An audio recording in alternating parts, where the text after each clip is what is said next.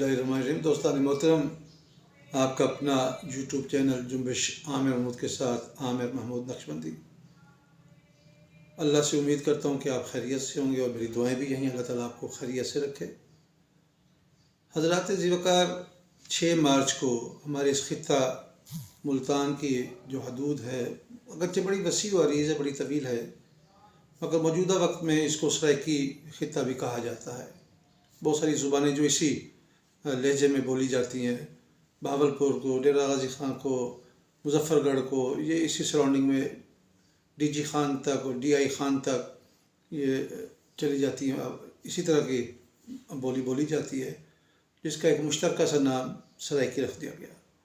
اس خطے میں یہ ایک چادر ہے، اس کو سکارف کی شکل میں بھی لیتے ہیں، چادر کی شکل میں بھی لیتے ہیں، جیسے سندھ میں بھی استعمال ہوتی ہے، وہاں پر اس کو سندھی اجرک کہا جاتا ہے، اور ملتان کی تہذیب میں اس کو سرائکی اجرک بھی کہتے ہیں، ازرک بھی کہتے ہیں اور سجرک بھی کہتے ہیں۔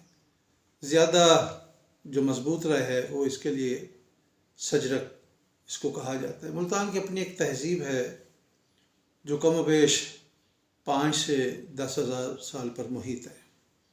بہت سے مذاہب یہاں پر آئے، پروان چڑھے، موقع ملا، انسانوں نے اختیار کیے، اور بالآخر بتدریج ارتقائی عمل سے گزرتے گزرتے یہاں بسنے والے لوگ اسلام سے وابستہ ہو گئے، اور اسلام پھیلنے میں یہاں پر صوفیہ کرام کا بہت بڑا کردار رہا ہے۔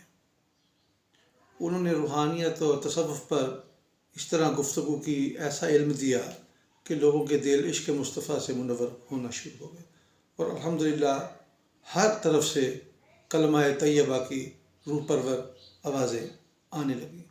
اور یہ جو ہماری سرائکی ازرک ہے یا سجرک ہے، جو بھی نام ہے، بہت سے لوگ اختلاف بھی کر پائیں گے، بہتر ہمیں اختلافات کی طرف نہیں جانا، جو بھی اس کا ایکوریٹ نام ہے اسی کو سمجھیے گا۔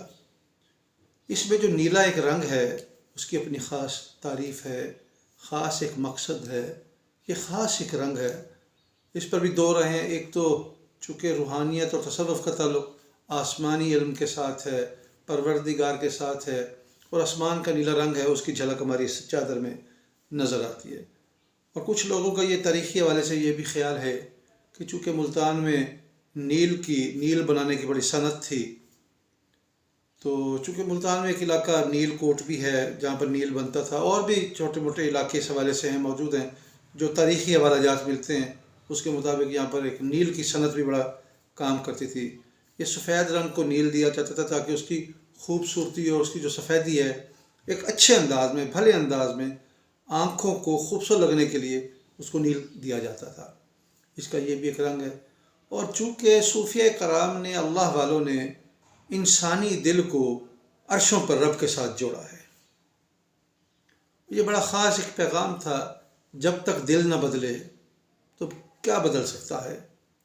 ہم 6 مارچ کو اس حوالے سے ملتان کی خوبصورت باوقار تہذیب و تمدن رکھنے والی اس سرزمین کے ساتھ ہم اپنی اس چادر کا دن مناتے ہیں، تاکہ ہماری جو تہذیب و ثقافت ہے، ہمارا جو تاریخی ورثہ ہے، اس کی پہچان قائم رہے، اور یہاں کے لوگ ملتان کی عظمت سے بھی وابستہ ہوں، ملتان کی تاریخ سے بھی ان کو واقفیت ہونی چاہیے کہ یہاں پر کیا کیا ہوا۔ جیسے نا اب دیکھیں 5000 سال پہلے تو پرہلاد کا مندر یہاں پر موجود تھا، اس لیے اس کے تاریخی اور قدیمی شہر ہونے پر کوئی اختلاف یا دوسری رائے نہیں ہے۔ یہاں بزرگان دین ماشاءاللہ عرب کی سرزمین سے بھی آتے رہے، دیگر علاقوں سے بھی آتے رہے، اور اسلام کا پیغام عام کرتے چلے گئے۔ حضرت خواجہ معین الدین اجمیری چشتی رحمۃ اللہ تعالیٰ اسی سرزمین پر آئے، پھر ان کا مزار اقدس انڈیا میں ہے، 90 لاکھ مسلمان کیے اسی طریقے سے، محبت کے پیغام سے۔ اور آپ دیکھیں ملتان کی سرزمین بھی بزرگان دین سے بھری ہوئی ہے۔ حضرت غوث بہاولق زکریا ملتانی رحمۃ اللہ تعالیٰ علیہ، حضرت شاہ رکن الدین عالم رحمۃ اللہ تعالیٰ علیہ، حضرت شاہ شمس تبریزی سبزواری رحمۃ اللہ تعالیٰ علیہ، حضرت موسیٰ پاک شہید رحمۃ اللہ تعالیٰ علیہ۔ اب آپ دیکھتے جائیں کہ کتنے، میں گن نہیں سکتا اتنے بزرگان دین۔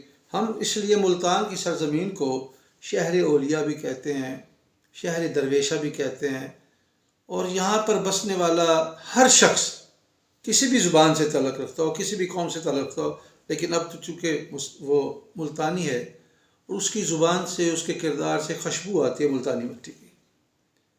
ملتان کی سرزمین اتنی میٹھی زمین ہے، اتنی میٹھی زبان کہ ہمیں لوگ یہاں پر رہتے ہیں، ان کا کردار بھی ویسا ہی اثر انداز ہوتا ہے۔ اور ملتان ایک ایسی سرزمین ہے جس کے بارے میں یہ کہا جاتا ہے ملتان شاید جایاں دا کوئی نہیں آیاں دا ہے۔ ملتان کی محبت میں جادوئی طاقت ہے، جو یہاں آتا ہے پھر وہ واپس نہیں جاتا، یہیں کا ہو کے رہ جاتا ہے۔ یہ ملتان کی سب سے بڑی خوبصورتی اور خوبی ہے۔ اللہ تعالیٰ میرے اس شہر درویشاں، شہر اولیاء، مدینہ الاولیاء ملتان کو سلامت رکھے۔ جو ہماری عقیدتیں اس سرزمین کے ساتھ ہیں وہ بھی قائم و دائم رہے، اور یہاں بسنے والا ہر شخص خوشحال رہے اور اسلام کا سپاہی بن کر جیے، محبت کا استعارہ ہو، اخلاق کا استعارہ ہو، وحدت کا علمبردار ہو، توحید کی بات کرنے والا ہو، عشق مصطفیٰ کی بات کرنے والا ہو۔ میری دعا ہے اللہ تعالیٰ قبول و منظور فرمائے گا انشاءاللہ۔ آپ تمام احباب کا بہت شکریہ۔